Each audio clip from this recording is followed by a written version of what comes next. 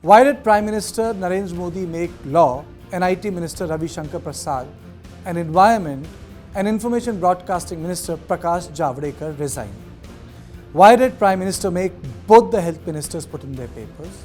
What is the logic and intent behind the portfolio reallocation?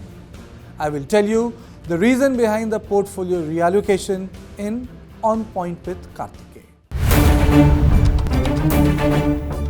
So first the news.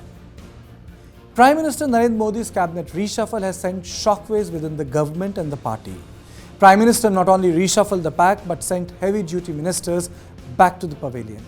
Prime Minister Narendra Modi made ministers accountable for the work and accordingly redistributed the portfolio and made non-performers exit his Council of Ministers. There are multiple narratives on the distribution of portfolios and why some ministers were asked to exit the Council of Ministers.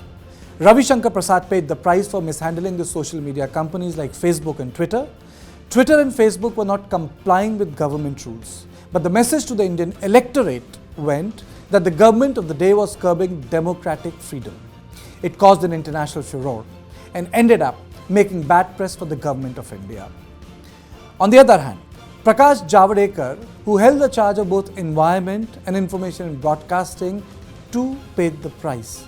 The feeling within the government was that he did not do enough to put the government initiatives in perspective during the second wave. Though his work was satisfactory as an environment minister, he had to pay the price for not being up to mark during the crisis. Modi also made Vardhan and Ashwani Chaube resign from the council. The reason was the lack of performance during the pandemic. Both the ministers not only failed to manage the first wave, but knee-jerk decisions and faulty analysis embarrassed the central government. Prime Minister Narendra Modi, by allocating important portfolios, has started the process of creating a second line of leadership again. He is repeating the process of 2014, where he created a second line of leadership by inducting Prakash Javadekar, Nirmala Sitharaman, Mukhtar Abbas Naqvi, Piyush Goyal, Dharmendra Pradhan, R.P. Singh and Kiran Rijiju. Today, all of them are cabinet ministers. Hence, it becomes imperative for Prime Minister Narendra Modi to create a second lineup who in the future will provide strong administrative heft to the Union Council. The portfolio reallocation is also socially representative and takes care of BJP's electoral needs in Karnataka, Gujarat, Uttar Pradesh and Uttarakhand. MPs from important constituencies and alliance partners have been accommodated. The council has 27 OBC ministers that makes the government politically strong and socially representative. Prime Minister is also grooming the second line of leaders in important ministries. He has also inducted technocrats to deal with big ministries. Kiran Rijiju is the new law minister. He is a fresh face and does not come from the usual stable of practicing lawyers of the Supreme Court of India. Ashwani is a former technocrat who served as a deputy secretary under Vajpayee, is the new railway minister in Modi's council.